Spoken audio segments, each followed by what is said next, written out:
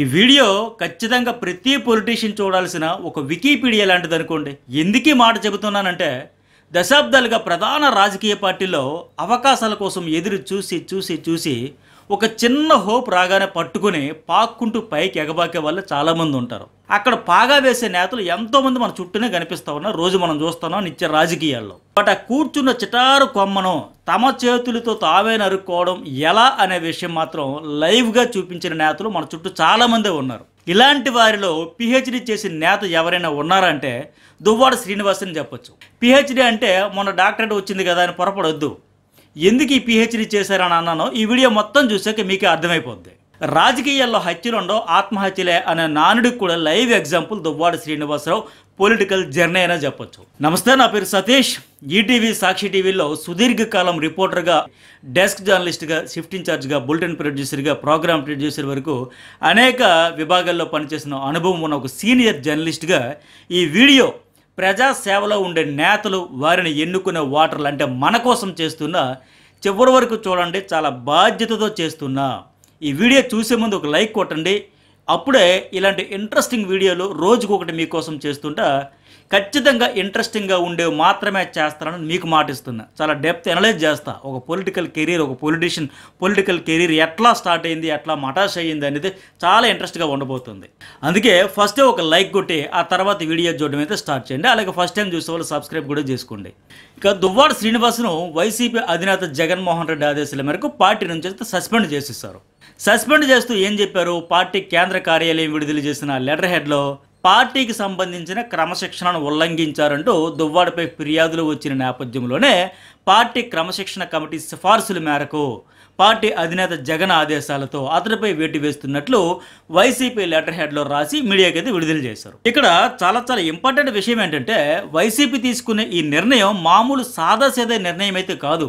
ఎందుకంటే దువ్వాడ శ్రీనివాస్ ప్రెజెంట్ ఆ పార్టీ గౌరవ శాసనమండలి సభ్యుడు, అదే ఎమ్మెల్సీ. ఈ గౌరవ అనే పదం మీరు గుర్తుపెట్టుకోండి. దాంతో ముందు మనకి ఈ వీడియోలో చాలా పని ఉంది. దువ్వాడ శ్రీనివాస్ వైఎస్ఆర్సీపీకి చాలా ముఖ్యం కాబట్టి ఆ పార్టీలో అతి తక్కువ మందికి వచ్చిన అవకాశం ఎమ్మెల్సీ రూపంలో ఆయన అందుకుని ఎమ్మెల్సీ అయ్యాడు. ఇతడు పార్టీకి చాలా అవసరం అని ఆ రోజు ఎమ్మెల్సీ పదవి ఇచ్చారు. ఇప్పుడు అసలు అవసరం లేదు, పోముందు ఎక్కడి నుంచి బయటికి అయిన మాదిరిగా గెంటేశారంటే దీని వెనక ఎంత సంఘర్షణ జరిగి ఉంటుంది అనేది క్లియర్గా అర్థమవుతుంది. ఎందుకు దువ్వాడ శ్రీనివాస్ పార్టీ క్రమశిక్షణను ఏం ఉల్లంఘించారు అనే డౌట్ మీకు రావచ్చు. నేను ఆరంభంలో మీకు ఒక మాట చెప్పాను, కూర్చున్న కొమ్మను నరుక్కోవడం ఎలా అనే విషయంలో దువ్వాడ పిహెచ్డి చేశారని. అది ఎందుకు అన్నానంటే, అది తెలియాలంటే మనం దువ్వాడ జీవితంలోనే 3 కోణాల గురించి ప్రత్యేకంగా మాట్లాడుకోవాలి. ఒకటోది ఆయన కుటుంబం గొడవలు, రెండోది ఆయన మానసిక స్వాంతన కోసం చేసిన ప్రయత్నం. ఏంటో తెలుసు కదా, దువ్వాడ చేసిన ప్రయత్నం అతన్నే కాదు వైఎస్ఆర్సీపీని కూడా దారుణంగా జనంలో పలుచన చేసేసింది. ఇది నిజం.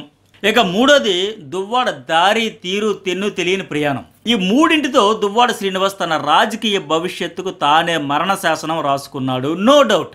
ఈ మాట మీరు ఖచ్చితంగా గుర్తుపెట్టుకోండి. నేను ఎందుకెంత బలంగా చెప్పినా మీకే అర్థమవుద్ది. దువ్వాడ ఫ్యామిలీ వారి గురించి మనం ఇక్కడ మళ్ళీ చెప్పుకోవాల్సిన పని లేదు.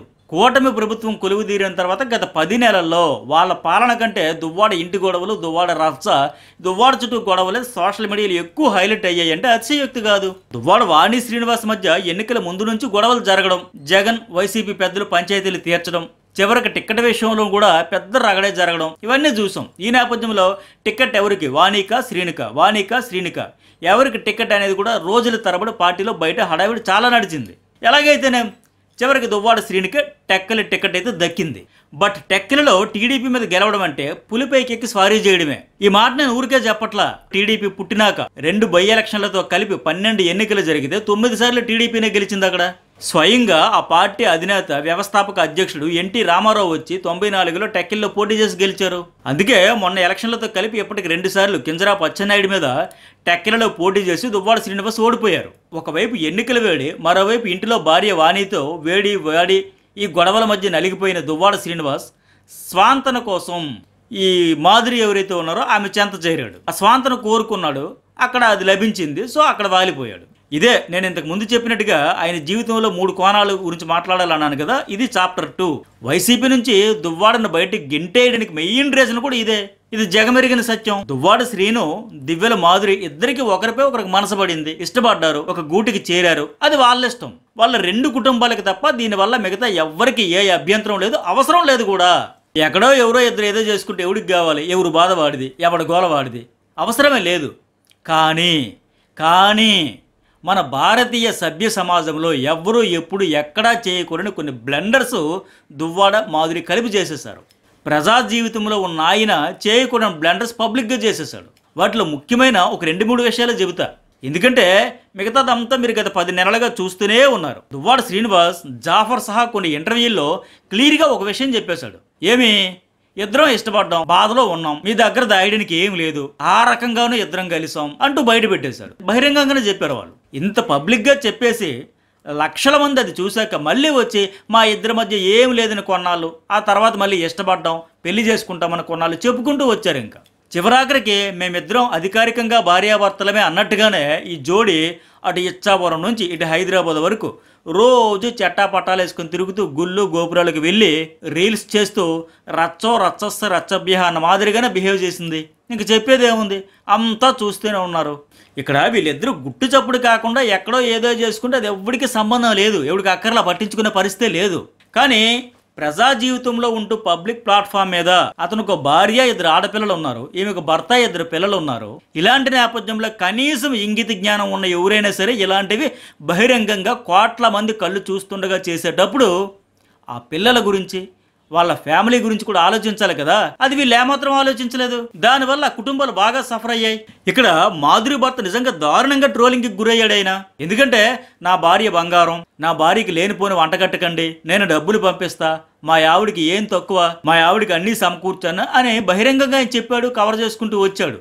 కానీ ఇక్కడ దివ్యల మాధురి చెప్పిన మాటలకి, ఆవిడిచ్చిన స్టేట్మెంట్లకి, చేసిన పనులకు అతనికి నిజంగా చెప్పు తీసుకుంటున్నట్టే భావించాలి. ఆయనేమో పాపం తెలుసో తెలియకో కవర్ చేస్తూ వచ్చినా ఇప్పుడు మొత్తం బహిరంగంగా తమ బంధం అనుబంధం గురించి బయట పెట్టేసింది. దీంతో ఆయన విపరీతమైన ట్రోలింగ్కి గురయ్యాడు. ఒక పూచిక పుల్లలా అతన్ని తీసిపడేసి నేను దువ్వాడని పెళ్లి చేసుకుని దువ్వాడ మాధురి అయిపోతాను, జూనియర్ దువ్వాడని కంటామంటూ ఇద్దరు శ్రీనివాస్ మాధురి కలిపి సోషల్ మీడియా ఇంటర్వ్యూల్లో చాలా క్రేజీగా చెప్పుకోవడం, ఆమె ఇస్తున్న ప్రకటనలు నిజంగా జుగుప్సకరమని చెప్పాలి. ఎందుకు ఈ మాట అంటున్నానంటే, ముందు వీళ్ళిద్దరూ వాళ్ళిద్దరితో అధికారికంగా అఫీషియల్గా ఎవరితో పెళ్ళయిందో వాళ్ళిద్దరితో విడాకులు తీసుకుని విడిపోయాక చేయాల్సినవి వాళ్ళతో కలిసి ఉండగానే చేయడం సభ్య సమాజంలో ఎవరు హర్షించరు. అందులోకి ఒక ప్రముఖ పార్టీలో ఉండేలాంటివన్నీ చేస్తే ఆ పార్టీ కూడా డ్యామేజే కదా.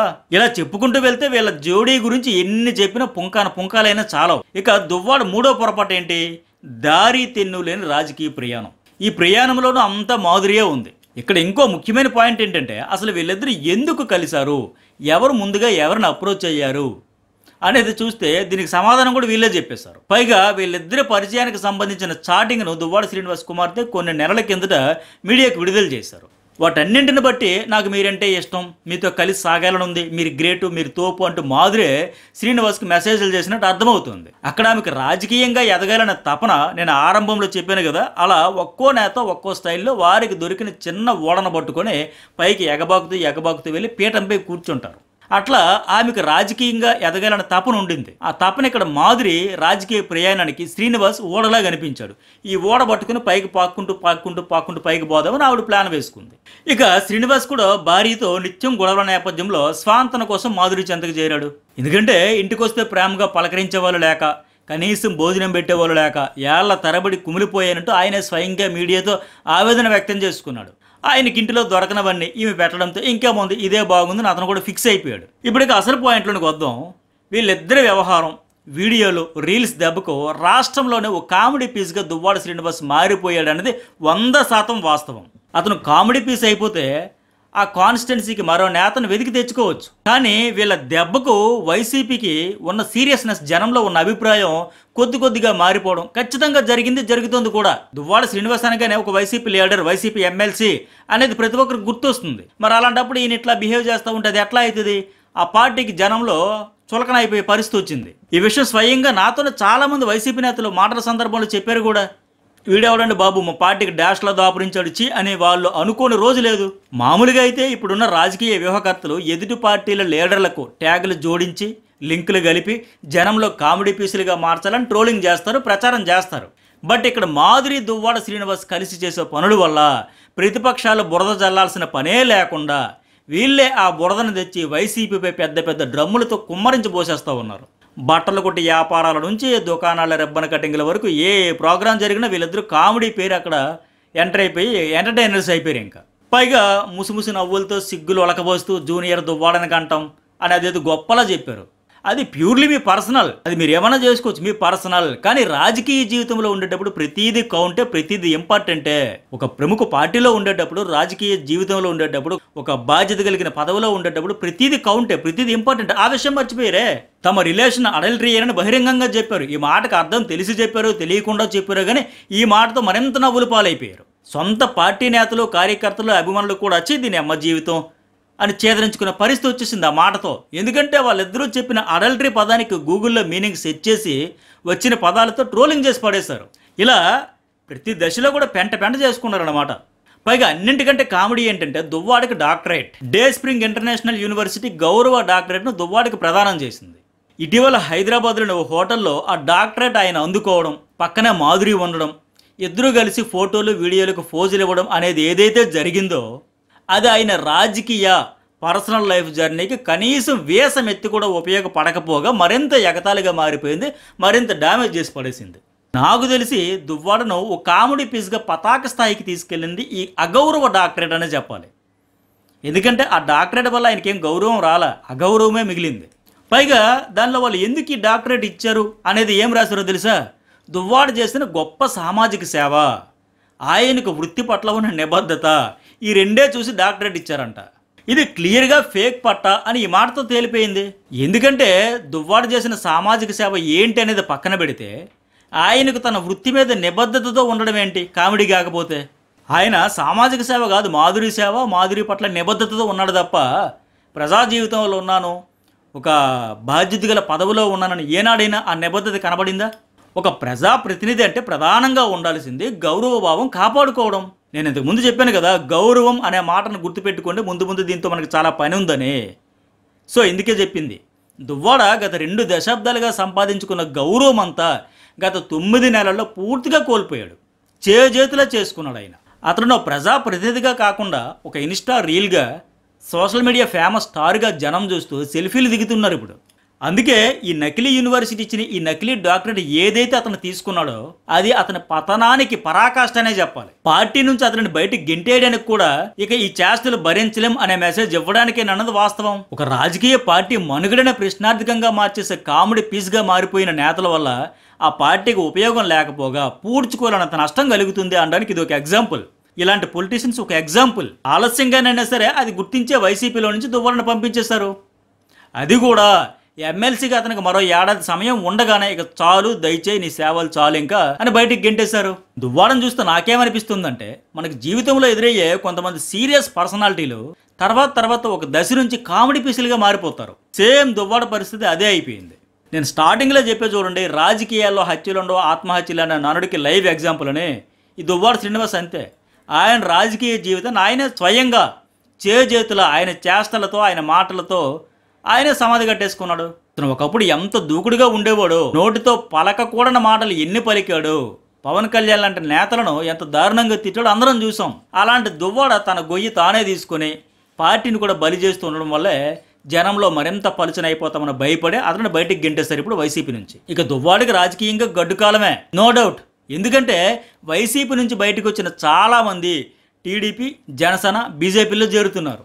కానీ దువ్వాడ లాంటి కామెడీ పీస్గా మారిపోయిన లీడర్ను, అది కూడా సభ్య సమాజం హర్షించని చేష్టలు చేస్తున్న లీడర్స్ను ఏ పార్టీ కూడా చేర్చుకునే పరిస్థితి, ఆ సాహసం కూడా చెయ్యవు. పైగా పవన్ కళ్యాణ్ ఇతని తిట్టిన తిట్ల వల్ల తెలుగుదేశం పార్టీ, జనసేన, బీజేపీ 3 కూడా ఏ పార్టీలు కూడా రానివ్వవు.